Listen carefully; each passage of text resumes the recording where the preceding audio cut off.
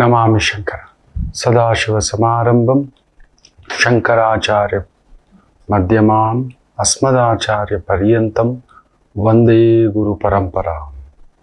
ಶ್ರುತಿ ಸ್ಮೃತಿ ಪುರಾಣಾನಾಂ ಆಲಯಂ ಕರುಣಾಲಯಂ ನಮಾಮಿ ಭಗವತ್ಪಾದಂ ಶಂಕರಂ ಲೋಕಶಂಕರಂ. ನಾಡಿನ ಸಮಸ್ತ ವೀಕ್ಷಕ ಬಂಧುಗಳ ಪಾದಾರವಿಂದಗಳಿಗೆ ನನ್ನ ಶಿರಸಾಷ್ಟಾಂಗ ನಮಸ್ಕಾರಗಳು. ಎಲ್ಲರಿಗೂ ಶುಭೋದಯ. ಮಾತೃದೇವೋಭವ. ವೃಷಭ ಲಗ್ನಕ್ಕೆ 7ನೇ ಮನೆಯಲ್ಲಿ ಚಂದ್ರ ನೀಚ, ಗುರು ವಕ್ರ, ಸುಖದಲ್ಲಿ ಕೇತು, ಸುಖದಲ್ಲಿ ಅಮ್ಮನ ಮನೆಯಲ್ಲಿ, ಜ್ಞಾನದ ಮನೆಯಲ್ಲಿ ಜ್ಞಾನಕಾರಕ ವಕ್ರ, ಅಷ್ಟಮದಲ್ಲಿ ಕುಜಾಬುಧ, ಇನ್ನು ಶುಕ್ರ ಸೂರ್ಯ ಧನಸ್ಸಿನಲ್ಲಿ ಕುಜಾಬುಧ, ಶುಕ್ರ ಸೂರ್ಯ ಮಕರದಲ್ಲಿ, ರಾಹು ತನ್ನ ನಕ್ಷತ್ರದಲ್ಲೇ ಕೂತಿದ್ದಾನೆ. ಶುಕ್ರ ಉತ್ತರಾಷಾಢ ನಕ್ಷತ್ರ, ಸೂರ್ಯ ಉತ್ತರಾಷಾಢ ನಕ್ಷತ್ರ, ಕುಜ ಉತ್ತರಾಷಾಢ ನಕ್ಷತ್ರ, ಬುಧ ಪೂರ್ವಾಷಾಢ ನಕ್ಷತ್ರ, ಶನಿ ಪೂರ್ವಭಾದ್ರ ನಕ್ಷತ್ರ ಸಾರದಲ್ಲಿ ಮೀನದಲ್ಲಿ ಕುಳಿತಿದ್ದಾನೆ. ಮೊದಲಿಗೆ ಮುಖ್ಯವಾಗಿ ಈ ಒಂದು ಹೈನುಗಾರಿಕೆಯಲ್ಲಿ ಸ್ವಲ್ಪ ಸಮಸ್ಯೆಗಳು ಬರುತ್ತೆ, ಹುಷಾರಾಗಿರಿ ರೈತರೆ. ಹೈನುಗಾರಿಕೆ, ತೋಟಗಾರಿಕೆ ತುಂಬಾ ಕೇರ್ಫುಲ್ ಆಗಿರಿ. ಹಣ್ಣು, ಹಾಲು, ಬೆಣ್ಣೆ, ತುಪ್ಪ, ತುಪ್ಪಟ ಇವುಗಳಿಗೆ ಸಂಬಂಧಪಟ್ಟಂಥದ್ರಲ್ಲಿ ಹಾಲಿಗೆ ಸಂಬಂಧಪಟ್ಟಂಥದ್ದು ಚಂದ್ರ ನೀಚ, ಸೊ ಸರಿಯಾಗಿ ಬೆಳೆ ಆಗೋಲ್ಲ, ರೋಗ ರುಜಿನಗಳು ಜಾಸ್ತಿ. ಚಂದ್ರ ನೀಚ ಆದಾಗ ಒಂದು ರೀತಿ ಈ ಬೆಳೆದಿರತಕ್ಕಂಥ ಸಸ್ಯಗಳಲ್ಲಿ ಸತು ಇರೋಲ್ಲ, ಸೊ ತಿಂದಂತ ಜೀವಿಗಳಲ್ಲಿ ಶಕ್ತಿ ಇರೋಲ್ಲ, ನಮಗೂ ಇರೋದಿಲ್ಲ. So that is one more problem. So ತುಂಬಾ ಹಸುಗಳು ಹಾಕ್ಬಿಡ್ತೇವೆ, ಹಾಲು ಹಿಂಡ್ತೇವೆ, ಮಾಡ್ತೇವೆ. ಅದ್ರಲ್ಲೊಂದು ಎಳೆದಾಟ ಉಂಟು. ಯಾವ ಹಾಲಲ್ಲಿ ಶಕ್ತಿ ತುಂಬಿಸ್ತಿದ್ದಾರೆ ಮಕ್ಳು? ನಿಜವಾಗ್ಲೂ ಹಾಲಿನ ಕ್ರಾಂತಿ ಮಾಡ್ತಿರೋ ರೈತರಿಗೆ ಸರಿಯಾಗಿ ದುಡ್ಡು ಬರ್ತಿದೀಯಾ? ಏನೇನೋ ತುಪ್ಪ ಮಾಡ್ತಿದ್ದಾರೆ ಮಲ್ಟಿನ್ಯಾಷನಲ್ ಹೆಸರಲ್ಲಿ. ಬೇಜಾರು ಮಾಡ್ಕೋಬೇಡಿ, ಎಲ್ರೂ ಕಳ್ರೆ. ಚೋರಂಗ್ ಅದೇನೋ ಹೇಳ್ತಾರೆ, ಇವನು 420 ಅಂದ್ರೆ ಅವನು 840 ಆಗ್ಬಿಟ್ಟಿದ್ದಾರೆ ತುಪ್ಪ ಮಾರೋ ಹೆಸರಲ್ಲಿ, ಹಾಲು ಮಾರೋ ಹೆಸರಲ್ಲಿ. ಅದರಲ್ಲಿರೋ ಪೌಷ್ಟಿಕಾಂಶ ಎಲ್ಲ ತೆಗೆದಿಟ್ಬಿಟ್ಟಿದ್ದಾರೆ. ಈ ತರದಾಗ್ತಿದೆ.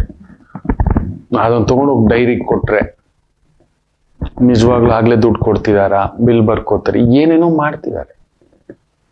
ಸ್ವಲ್ಪ ಬದಲಾಗಿ ನೀವು ಆಲೋಚಿಸಿ ರೈತರುಗಳು, ಅದೊಂದು ನೋಡ್ಕೊಳ್ಳಿ. ಹೈನುಗಾರಿಕೆ ಮುಖ್ಯವಾಗಿ ಈ ಒಂದು ಮಾಂಸದ ಉತ್ಪನ್ನಗಳು, ಶನಿ ಕುಜ ನೋಡ್ತಿದ್ದಲ್ಲ, ಈ ಕೋಳಿ ಸಾಕಾಣಿಕೆ, ಕುರಿ ಸಾಕಾಣಿಕೆ, ಮೇಕೆ ಸಾಕಾಣಿಕೆ, ಮಾಂಸೋತ್ಪನ್ನಗಳಿಗೆ ಸಂಬಂಧಿತ ಒಂದು ವೃತ್ತಿ ಬೇಸಾಯ ತೊಡಗಿಸ್ಕೊಂಡಿದ್ದೀರಿ, ಬ್ಯೂಟಿಫುಲ್. ಒಂದಷ್ಟು ದುಡ್ಡು ಮಾಡ್ತೀರಿ. ಕೆಲವರು ಏನೇನೋ ಮೀನು ಬೆಳೆಸೋದು, ಶನಿ ಗುರುಸಾರದಲ್ಲಿ ಮೀನದಲ್ಲಿದ್ದಾನೆ, ಕುಜನನ್ನು ನೋಡ್ತಿದ್ದಾನೆ, ಆ ಕುಜ ಧನಸ್ಸಿನಲ್ಲಿದ್ದಾನೆ, ಗುರುವಿನ ಶಕ್ತಿಶಾಲಿ ಮನೆ. ಸೊ ಅಂತ ಒಂದು ವ್ಯವಹಾರಗಳು ತೊಡಗಿಸ್ಕೊಂಡಿದ್ದೀರಿ, ಚೆನ್ನಾಗಿದೆ.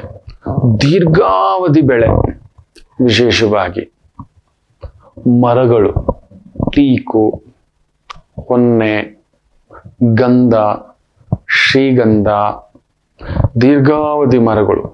ತೆಂಗಿಗೆ ಚೆನ್ನಾಗಿದೆ. ಶುಕ್ರ ವಿಶೇಷವಾಗಿ ಅದ್ಭುತವಾಗಿ ಕೂತಿದ್ದಾನೆ ಮಕರದಲ್ಲಿ.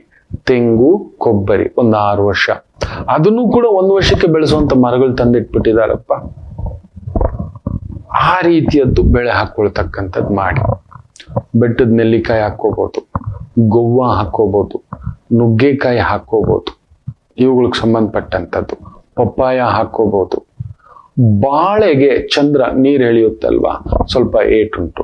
ಬಾಳೆ ಹಣ್ಣುಗಳು, ದಾಳಿಂಬೆ ಸ್ವಲ್ಪ ಎಳೆದಾಟ ಉಂಟು. ಹತ್ತಿ, ರೇಷ್ಮೆ ಸ್ವಲ್ಪ ಎಳೆದಾಟ ಉಂಟು. ಅಡಿಕೆ ಬೆಳೆಗಾರರಿಗೆ ಸ್ವಲ್ಪ ಭಾರ ಉಂಟು. ಸರಿಯಾಗಿ ದಿಢೀರ್ ಮಳೆ, ಅಕಾಲಿಕ ಮಳೆ, ಆಮೇಲೆ ದಂಡಯಾತ್ರೆ ಬರ್ತವೆ. ಪ್ರಾಣಿ ಪಕ್ಷಿಗಳು ದಂಡಯಾತ್ರೆ, ಕುಜ, ಶನಿ ಕುಜ ದೃಷ್ಟಿ, ಸೊ ಮನುಷ್ಯರ ಮೇಲೆ ಅಟ್ಯಾಕ್ ಮಾಡೋದು, ಆನೆಗಳು ಬಂತು, ಚಿರತೆ ಬಂತು, ಹುಲಿ ಬಂತು, ಕಾಡಂದಿಗಳು ಬಂತು, ವಿಷಸರ್ಪಗಳು ಬಂತು. ಈ ರೀತಿ ಮನುಷ್ಯನಿಗೆ ಸ್ವಲ್ಪ ತುಂಬಾ ಹುಷಾರಾಗಿರಿ. ತೋಟ ಅನ್ನತಕ್ಕಂಥದ್ದು, ಈ ಫೆನ್ಸಿಂಗ್ಗಳು, ಆಮೇಲೆ ತೋಟಗಾರಿಕೆ ಕೆಲಸಗಾರರಲ್ಲಿ ದೋಷ ಬರುತ್ತೆ, ಸರಿಯಾದ ಕೆಲಸಗಾರರು ಸಿಗೋಲ್ಲ. ಕುಜ ಅಷ್ಟಮ ಅಲ್ವಾ, ಬರಲ್ಲ. ಅವ್ರು ಕೇಳಿದ ಡಿಮ್ಯಾಂಡ್ ಜಾಸ್ತಿ. ಮೊನ್ನೆ ನೋಡಿ, ಒಬ್ಬ ಆಸ್ಟ್ರೇಲಿಯಿಂದ ಬಂದಿರತಕ್ಕಂಥವನು ಒಂದು ಗಾರ್ಮೆಂಟ್ ಇಂಡಸ್ಟ್ರಿ ತೆಗಿತಾನೆ, 30,000 ಸಂಬಳ ಅಂತಾನೆ. ಅದೆಷ್ಟು ಕೊಟ್ಟನೋ ಇಲ್ವೋ ನಿಜ ಗೊತ್ತಿಲ್ಲ. ಎಲ್ರಿಗೂ ಸ್ಕಿಲ್ಡ್ ಟ್ರೈನಿಂಗು ಇನ್ನೊಂದು ಮಾಡಿಸಿದೀನಿ, ಬಟ್ 3 ವರ್ಷದಲ್ಲಿ ನನಗೆ ಸಾಕಾಗ್ಬಿಡಿದೆ. ನಾನು ಎಷ್ಟು ವರ್ಷ ನಡೆಸ್ತೀನೋ ಗೊತ್ತಿಲ್ಲ, ಎಷ್ಟು ತಿಂಗಳು ನಡೆಸ್ತೀನೋ ಮಾರ್ಬಿಟ್ಟು ಹೋಗ್ಬಿಡೋಣ ಅಂತೀನಿ ಅಂತಾನೆ. ಇಲ್ಲಿ 10,000 ಮೇಲೆ ಕೊಡ್ತಿಲ್ಲ, 10-12,000 ಗಾರ್ಮೆಂಟ್ ಇಂಡಸ್ಟ್ರಿನಲ್ಲಿ ಅಂಥವು ನಡೀತವೆ. ನಿಯತ್ತಾಗಿ ಈ ತರ ಚೆನ್ನಾಗಿಟ್ಟು ಕೊಟ್ಟು ಊಟ ತಿಂಡಿ ಬಟ್ಟೆ ವ್ಯವಸ್ಥೆ ಸಿಸ್ಟಮ್ ಸ್ಕಿಲ್ಡು ಅಂತ ಹೇಳಿದ್ರೆ ಮತ್ತೆ ಪೂಚೋ. ಈ ರೀತಿ ಆಗ್ತಿರತಕ್ಕಂಥ ಒಂದು ಪ್ರಭಾವ, ಜಾಗ್ರತೆ. ಅಲ್ಲಲ್ಲಿ ಬೆಳೆಗಳಿಗೆ ಬೆಂಕಿ ಬೀಳತಕ್ಕಂಥದ್ದು, ಅಕಾಲಿಕ ಮಳೆ ಆಗತಕ್ಕಂಥದ್ದು. ಏಕೆಂದ್ರೆ ಚಂದ್ರ ನೀಚ, ಪಕ್ಕದಲ್ಲಿ ಕುಜ, ಅಷ್ಟಮದಲ್ಲಿ ಕುಜ. ತುಂಬಾ ಹುಷಾರು. ಮೊನ್ನೆಲ್ಲ ನೋಡಿ ಯಾರ್ಯಾರು ಬೆಂಕಿ ಹಚ್ಚಿಬಿಟ್ಟಿದ್ರೆ, ಎಷ್ಟೋ ಎಕರೆಗಳಿಗೆ ಬೆಂಕಿ ಬಿದ್ದಿದೆ ಅಂತ. ಮನುಷ್ಯ ಕರ್ಮಠನಾಗಿ ಬಿಟ್ಟನಪ್ಪ. ತಾನು ಬದುಕಲಿಲ್ಲ ಅಂದ್ರೂ ಪರವಾಗಿಲ್ಲ, ಇನ್ನೊಬ್ಬ ಬದುಕಬಾರ್ದು ಅನ್ನೋ ಒಂದು ಛಾಯೆ ಬಂದ್ಬಿಟ್ಟಿದೆ. ಅದಕ್ಕೆ ಹೇಳಿದೆ ನಾನು ಕಾರ್ಯಕ್ರಮದ ಆರಂಭದಲ್ಲಿ, ಈ ಸಂಕ್ರಾಂತಿಯಿಂದ ಡಿಸಿಷನ್ ತಗೊಳ್ಳಿ, ಇನ್ನು ಮೇಲೆ ಒಳ್ಳೇದು ಮಾಡೋಕೆ ಹೋಗ್ಬೇಡ, ಕೆಟ್ಟದಂತೂ ನಾವು ಮಾಡಲ್ಲ ಗೊತ್ತಿದೆ. ಅಯ್ಯೋ ನನ್ನ ಪಾಡಿಗೆ ಬಿಟ್ಬಿಡು, ನನ್ನ ಹತ್ರ ಏನೂ ಇಲ್ಲ, ನಾನು ಇರೋದ್ರಲ್ಲಿ ಸುಖವಾಗಿದ್ದೇನೆ ಸಾಕು, ನೀನು ಕೊಟ್ಟು ನೀನು ಹಿಂದ್ಗಡೆ ಬಂದು ನಿನ್ನ ಹತ್ರ ಅಲೆದಾಡೋ ಕಥೆಯೇ ಬೇಡ ಅನ್ನತಕ್ಕಂಥದ್ದು ಮಾಡಿ. ಭೂಮಿಗೆ ಬಂಗಾರದ ಬೆಲೆ ಬರ್ತಕ್ಕಂಥದ್ದಾಗುತ್ತೆ, ಜಮೀನುಗಳು ಕಳ್ಕೊಳ್ತಕ್ಕಂಥದ್ದಾಗುತ್ತೆ, ಜಮೀನುಗಳು ಕೋರ್ಟ್ ಪಾಲಾಗ್ತಕ್ಕಂಥದ್ದು, ಬ್ಯಾಂಕುಗಳ ಪಾಲಾಗ್ತಕ್ಕಂಥದ್ದು, ಸಾಲಗಾರರ ಪಾಲಾಗ್ತಕ್ಕಂಥದ್ದು ಆಗುತ್ತೆ. ಜಮೀನುಗಳನ್ನ ಲೇಔಟ್ಗಳಾಗಿ ಮಾಡಿ ಮಾರತಕ್ಕಂಥದ್ದು ಹೆಚ್ಚಾಗಿ ನಡೀತಕ್ಕಂಥದ್ದು ಆಗುತ್ತೆ. ಸೊ ರೈತರಿಗೆ ಸ್ವಲ್ಪ ಈ ಬೆಳೆ ಬೆಳೆಯೋದ್ರ ಮೇಲೆ ಗಮನ, ಸ್ವಲ್ಪ ಅದರಲ್ಲೂ ವ್ಯಾಪಾರಿಕ ವ್ಯವಹಾರ ಮಾಡಬೇಕು ಅನ್ನೋದ್ರ ಮೇಲೆ ಜಾಸ್ತಿ ಗಮನ ಕೊಡ್ತಾರೆ. ಕುಜ ಬುಧ ಸೇರಿರೋದ್ರಿಂದ ಸಿಕ್ಕಾಪಟ್ಟೆ ವ್ಯಾಪಾರ ಮಾಡಬೇಕು, ಒಳ್ಳೆ ಬೆಳೆ, ಅದಕ್ಕೆ ಮದ್ದುಗಳು ಕೆಮಿಕಲ್ಸ್ ತುಂಬಾ ಹುಷಾರು. ಕುಜ ಬುಧ ಸೇರಿದಾಗ ಹೇಗಾದ್ರೂ ಸರಿ ಈ ರೀತಿ ಬರ್ತಕ್ಕಂಥದ್ದಾಗುತ್ತೆ. ಕುಜ ಅಷ್ಟಮದಲ್ಲಿರೋದ್ರಿಂದ ಭೂಮಿ ಬರಡಾಗುತ್ತೆ. ಅದರಿಂದ ನೀರು ಹಾಕಿ ತೆಗೆಯತಕ್ಕಂಥ ಕಬ್ಬು, ಅಕ್ಕಿ 100% ಇವುಗಳಲ್ಲಿ ಸ್ವಲ್ಪ ಪ್ರಾಬ್ಲಮ್ಸ್ ಬರ್ತಕ್ಕಂಥದ್ದಾಗುತ್ತೆ. ನೋಡ್ಕೊಂಡು ಭತ್ತ ಬೆಳೆಯೋರು ಸಿರಿಧಾನ್ಯ ಬೆಳೀರಿ. ನಾನು ಯಾರನ್ನೂ ಹಿರಿಯರನ್ನ ಕೇಳ್ತಿದ್ದೆ, ಕಡಿಮೆ ಅಂದರೂ ಇಷ್ಟು 40 ಪಟ್ಟು ನೀರು ಬೇಕಂತೆ. ಸಿರಿಧಾನ್ಯ ಬೆಳಿಲಿಕ್ಕೆ 1 ಲೀಟರ್ ನೀರು ಅಂದ್ರೆ ಭತ್ತ ಬೆಳಿಲಿಕ್ಕೆ 40 ಲೀಟರ್ ನೀರು ಅಂತ. ಸಿರಿಧಾನ್ಯದ ಹಬ್ಬ ಆಗ್ತಿದ್ದೀವಿ, ಎಲ್ರಿಗೂ ಸಿರಿಧಾನ್ಯದ ಅವಗಾಹನೆ ಬರ್ತಿದೆ. ಇದ್ರಲ್ಲಿ ತಿನ್ನೋಣ ಕೊಣೋ ಅಂತ ಹೇಳ್ಬಿಟ್ಟು ಎಲ್ರು ತಗೊಬಂದು ಅದ್ರಲ್ಲಿ ಉಪ್ಪಿಟ್ಟು ಮಾಡೋದು. ನಾನು ತಿಂತಿರೋದು ಅದೇ, ಅಚ್ಚುಕಟ್ಟಾಗಿ ತಿಂತಾನೆ. ಅದ್ರಲ್ಲಿ ಪುಳಿಯೋಗರೆ ಮಾಡ್ಕೊಂಡು ತಿಂತಾನೆ. ಬಿಸಿಬೇಳೆ ಬಾತ್ ಅಂತೂ ಅತ್ಯದ್ಭುತ ರುಚಿಯಾಗಿರುತ್ತೆ. ಈ ರೀತಿ ಒಂದು ಸಣ್ಣ ಚೇಂಜಸ್, ಒಂದು ಕಮ್ಯುನಿಟಿ ಮಾಡ್ಕೊಳ್ತಕ್ಕಂಥದ್ದು ಮಾಡಲ್ಲ ನೀವು. ಕುಜ ಅಷ್ಟಮ ಅವ್ನ್ ಬೆಳೆದ್ಬಿಟ್ಟ ಕಣೋ, ಅವ್ನ್ ಚೆನ್ನಾಗ್ ಆಗ್ಬಿಟ್ಟ. ನಮ್ಗಿರೋ ದೊಡ್ಡ ಸಮಸ್ಯೆ ಅದು. ನಮ್ಮ ಕನ್ನಡದವರಲ್ಲಿ ಇರತಕ್ಕಂಥ ಅತಿ ದೊಡ್ಡ ಸಮಸ್ಯೆ ಒಗ್ಗಟ್ಟಿಲ್ಲ. ಹೋಗಲ್ಲೋ ಅವನ್ ಮಾತು ಯಾರೋ ಕೇಳೋದು, ಅವನೇನೋ ನನ್ಗೆ ಹೇಳೋದು, ಈ ತರದೊಂದು ಛಾಯೆ. ಇವನು ದೊಡ್ಡವನ ಆಗ್ಬಿಟ್ಟ, ಇವನೇನ್ ನಮ್ಗೆ ಹೇಳೋದು, ಈ ತರದ ಛಾಯೆ. ಅದು ಒಂಚೂರು ಈಗೋ, ಕುಜ ಅಷ್ಟಮ ಅಲ್ವಾ, ಈ ಸಿಕ್ಕಾಬಟ್ಟೆ ಈಗೋ ಇದಾಗತಕ್ಕಂಥದ್ದಾಗುತ್ತೆ. ಜಾಗ್ರತೆ. ರೈತರ ಕ್ರಾಂತಿಕಾರಿಕ ಬೆಳೆಗಳು ಬರ್ತಕ್ಕಂಥದ್ದಾಗುತ್ತೆ. ಕುಜ ಬುಧ ಸೇರಿದ್ರೆ ಟೆಕ್ನಾಲಜಿ ಯೂಸ್ ಮಾಡುವಂಥದ್ದಾಗುತ್ತೆ. ಡ್ರೋನ್ ಮೂಲಕ ಬಿತ್ತನೆ ಮಾಡೋದು, ಇನ್ನೊಂದು ಏನೇನೋ ಬರ್ತಿದೆ, ಅದನ್ನ ಸದುಪಯೋಗ ಪಡಿಸ್ಕೊಳ್ತಕ್ಕಂಥದ್ದು ಮಾಡ್ಕೊಳ್ಳಿ ರೈತರು. ಎಳ್ಳು, ಎಣ್ಣೆ ಕಾಳುಗಳಿಗೆ ಸಂಬಂಧಪಟ್ಟಂಥದ್ದು ಅದ್ಭುತ ಬೆಳವಣಿಗೆ. ಆಯುರ್ವೇದಕ್ಕೆ ಸಂಬಂಧಪಟ್ಟಂತ ಗಿಡಮೂಲಿಕೆಗಳು, ಸೂರ್ಯ ನೋಡಿ ಚಂದ್ರ ನೀಚನಾಗಿದ್ದರೂ ರೋಹಿಣಿ ಲಗ್ನ ಆಗಿರೋದ್ರಿಂದ ಆಯುರ್ವೇದಕ್ಕೆ ಸಂಬಂಧಪಟ್ಟಂತ ಮೂಲಿಕೆಗಳು, ಗಿಡಗಳು, ಈ ಅಮೃತ ಬಳ್ಳಿ ಅಂತೆ, ಅಶ್ವಗಂಧ ಅಂತೆ, ಈ ತರದ್ದು. ಆಮೇಲೆ ಬುಧ ಕುಜ ಸೇರಿದರೆ ಅಷ್ಟಮದಲ್ಲಿ ಸೊ ಎಕ್ಸ್ಪೋರ್ಟ್ ತುಂಬಾ ಚೆನ್ನಾಗಿರುತ್ತೆ. ಅದ್ರದ್ದೊಂದು ಕಮ್ಯುನಿಟಿ ಮಾಡ್ಕೊಳ್ತಕ್ಕಂಥದ್ದು ಮಾಡಿ. ಸಾಂಬಾರು ಪದಾರ್ಥಗಳು ಅದ್ಭುತ. ಮೆಣಸು, ಏಲಕ್ಕಿ, ಲವಂಗ, ಜಾಕಾಯಿ, ಆಮೇಲೆ ಈ ಸೋಂಪು, ಜೀರಿಗೆ, ಸಾಸುವೆ, ಹರಳೆಣ್ಣೆ, ಎಳ್ಳೆಣ್ಣೆ, ಹೊಂಗೆ ಎಣ್ಣೆ, ಕಡಲೆಕಾಯಿ ಎಣ್ಣೆ ಪದಾರ್ಥಗಳು ಅದ್ಭುತವಾಗಿ ಬೆಳೆ ಕೊಡುತ್ತೆ ನಿಮಗೆ. ಜನಗಳು ಹುಷಾರಾಗ್ಬಿಡ್ತಾರೆ, ಯಾವುದೋ ಎಣ್ಣೆ ತಿನ್ನೋ ಬದಲು ಎಣ್ಣೆ ಮೇಲೆ ದಯಮಾಡಿ ಹೇಳ್ತಾನೆ, ಇದು ಯಾವುದು 100 ರೂಪಾಯಿನ ಆಯಿಲ್ ಎಲ್ಲ ತಗೋಬೇಡಿ ಮಕ್ಕಳೇ. ಮನೇಲಿ ಎಷ್ಟು ಬಾರಿ ಬಜ್ಜಿ ಬೋಂಡ ಮಾಡ್ತೀರಿ, ಈ ಅಂಗಡಿ ಎಣ್ಣೆಗಳೇ ತಗೋಬೇಡಿ. ಈ ಟಿವಿ ಅಡ್ವರ್ಟೈಸ್ಮೆಂಟ್ ಯಾರಾದ್ರೂ ಹೀರೋ ಬರ್ತಾರೆ ಅಂದ್ರೆ ಅದ್ರಲ್ಲಿ ಹಾರ್ಟ್ ಅಟ್ಯಾಕ್ ಗ್ಯಾರಂಟಿ ಅಂತ ಅನ್ಕೊಳ್ಳಿ.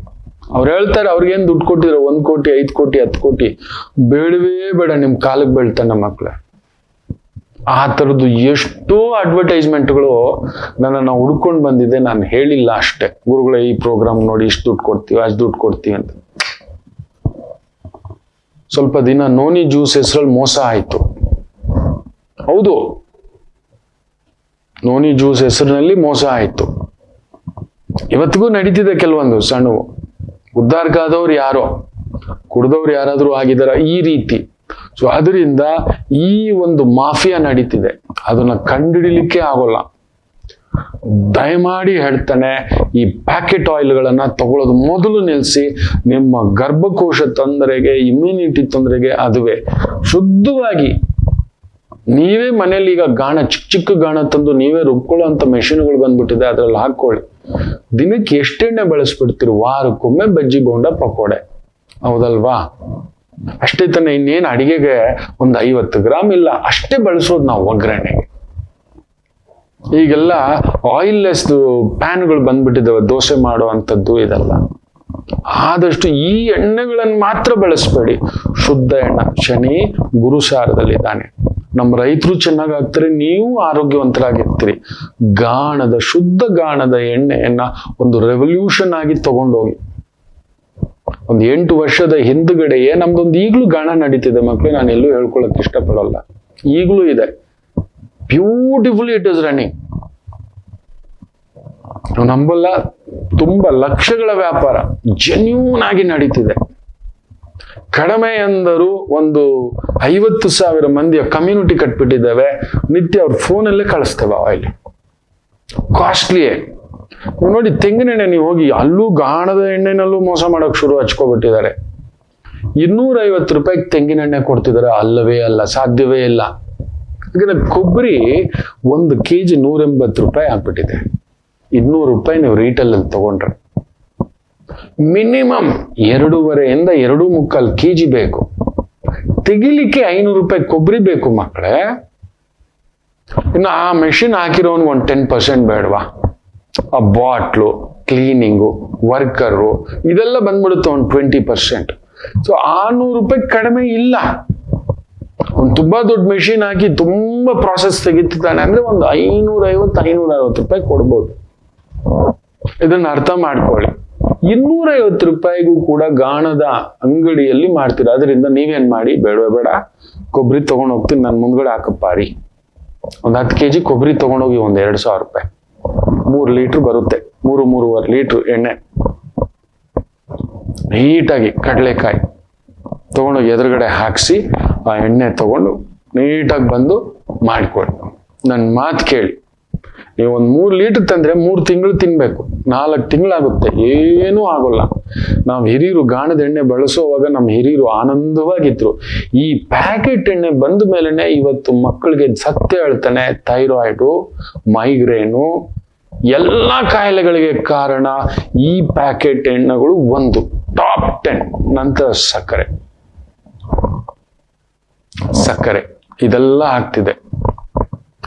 Very very very careful. So ಎಣ್ಣೆಗಳಿಗೆ ಸಂಬಂಧಪಟ್ಟಂತದ್ರಲ್ಲಿ ಇರತಕ್ಕಂಥವ್ರು ಶನಿ ಅದ್ಭುತವಾಗಿದ್ದಾನೆ. ಕುಜನನ್ನು ನೋಡ್ತಿದ್ದಾನೆ, ಫ್ಯಾಂಟಾಸ್ಟಿಕ್. ಆಮೇಲೆ ಈ ಒಂದು ಲೀಸ್ಡ್ ತಗೊಂಡು ತೋಟಗಾರಿಕೆ ನಡೆಸ್ತೀವಿ ಅನ್ನತಕ್ಕಂಥವ್ರು ಕೂಡ ಶನಿ ಕುಜ ಬುಧ ನೋಡ್ತಿರೋದ್ರಿಂದ ಚೆನ್ನಾಗಿದೆ. ತುಂಬಾ ದೊಡ್ಡದಾಗಿ ತಗೊಳಕ್ ಹೋಗ್ಬೇಡಿ, ಬೇರೆಯವ್ರಿಗೂ ಕೊಡ್ಬೇಡಿ. ನೋಡ್ಕೊಂಡು ಭೂಮಿನ ಹಾಳು ಮಾಡ್ಬಿಡ್ತಾರೆ. ಭೂಮಿಯನ್ನು ಹಾಳು ಮಾಡುತ್ತಾರೆ, ಎಚ್ಚರಿಕೆ. ಒಳ್ಳೆ ಮಾವು ಬರತಕ್ಕಂಥದ್ದಾಗುತ್ತೆ. ಮಾವಿಗೆ ಸಂಬಂಧಪಟ್ಟಂಥದ್ದು ಔಷಧೀಯ ಗುಣಗಳುಳ್ಳತಕ್ಕಂಥ ಗಿಡಗಳು, ಸಸ್ಯಗಳು, ಬೆಳೆಗಳು ಹೆಚ್ಚಾಗಿ ಬೆಳೆಸ್ತಕ್ಕಂಥದ್ದು ಮಾಡಿ. ಸಾಂಬಾರ್ ಪದಾರ್ಥ ನಮ್ಮ ರೈತರಿಗೆ ಬಂಗಾರದ ಬೆಳೆಯ ಬ್ಯೂಟಿಫುಲ್. ಹೂವಿನ ಬೆಳೆಗಾರರಿಗೂ, ಅದರಲ್ಲೂ ಎಕ್ಸ್ಪೋರ್ಟ್ ಹೂವು ತುಂಬಾ ಚೆನ್ನಾಗಿದೆ. ಮೀನಿನ ಒಂದು ಬೆಳೆಗಾರರಿಗೂ ಚೆನ್ನಾಗಿದೆ. ಮೀನನ್ನ ಒಂದು ಪಾಂಡ್ ಮಾಡ್ಕೊಂಡು ಮೀನ್ ಬೆಳೆಸ್ತೇವೆ, ಏಡಿ ಬೆಳೆಸ್ತೇವೆ, ಸಮುದ್ರದ ಉತ್ಪನ್ನಗಳು ಚೆನ್ನಾಗಿದೆ. ಸೊ ರೈತರೇ ಒಳ್ಳೇದಾಗ್ಲಿ. ರಾಗಿ ಚೆನ್ನಾಗಿದೆ, ಗೋಧಿ ಪರವಾಗಿಲ್ಲ. ಅಕ್ಕಿಯಲ್ಲಿ ಭತ್ತದಲ್ಲಿ ಸ್ವಲ್ಪ ತೊಂದರೆಗಳು ಬರ್ತಕ್ಕಂಥದ್ದಾಗುತ್ತೆ, ಎಚ್ಚರಿಕೆ.